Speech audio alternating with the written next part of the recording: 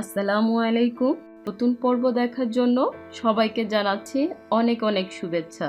আজ তৈরি করে দেখাবো খুবই মজার এবং এটা বানাতে খুবই সহজ বরফি সন্দেশ। তাহলে আমরা দেখে নেই কিভাবে আমরা তৈরি করে নিব এই বরফি সন্দেশ। আমি 2 লিটার দুধ নিয়ে নিয়েছি। এখন 1 টেবিল স্পুন ময়দা নিয়ে নিব এবং নরমাল পানি অ্যাড করে নিব। খুব ভালোভাবে এটা মিক্স করে নিব যাতে করে ব্যাটারটা খুব সুন্দরভাবে স্মুথলি হয়ে যায়। এটা আমি দুধের মধ্যে দিয়ে নিব।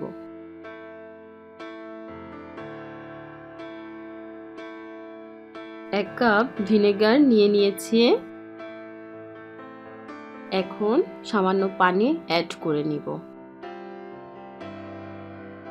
আমাদের দুধটা বলক চলে আসছে। এখন আমরা ধীরে ধীরে ভিনেগারের পানিটা দিয়ে নিব।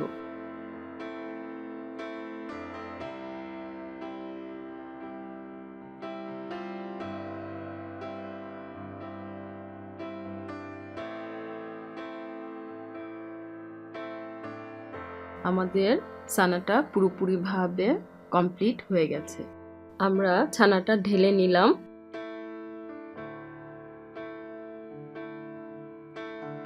ছানাটা একটু এপাশ ওপাশ করে পানিটা ঝরিয়ে নিব। আমি ছানাটা 1 ঘন্টার জন্য ঝুলিয়ে রেখে দিব যাতে করে ছানার ভেতরের এক্সট্রা পানিটা বের হয়ে যায়। এখন আমি ছানাটা চুলায় দিয়ে দিয়েছি, সাথে একটু ফুড কালার ইউজ করে নিয়েছি যাতে করে ছানাটা অফ হোয়াইট কালারের হয়। এটা অপশনাল, আপনার ইচ্ছা হলে ইউজ করে নিতে পারেন। আমি 2 কাপ চিনি ইউজ করে নিলাম। এখন চিনি আর ছানাটা খুব ভালোভাবে নেড়ে চেড়ে নিব। আর কিন্তু কোনো কাজই নাই। এখন চিনির পানি আর ছানার ভেতরে যদি এক্সট্রা পানি থাকে এটা শুকানোর পালা। এটা শুকালে ছানাটা আমাদের কমপ্লিট হয়ে গেল।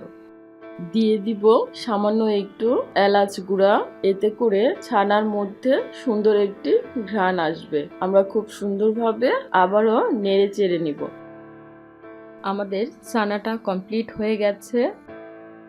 এখন একটা পাত্রের মধ্যে সামান্য একটু ঘি লাগিয়ে নিব।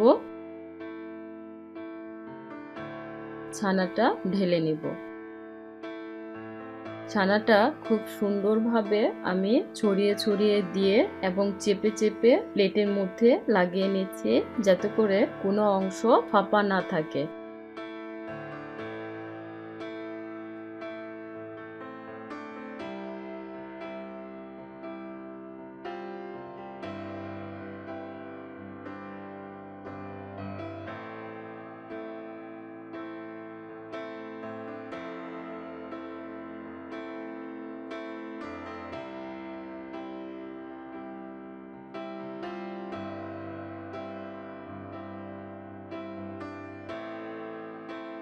এখন আমরা সন্দেশটাকে সমানভাবে, যতটা পারি আর কি সমানভাবে কেটে নিব এবং ঠান্ডা করে বরফিটা আমরা তুলে নিব। আপনি কিন্তু একটু ফ্রিজেও, ঠান্ডা হলে একটু ফ্রিজে রেখেও বরফিটা শক্ত করে নিতে পারেন, কিন্তু নর্মাল টেম্পারেচারে রাখাটাই ভালো।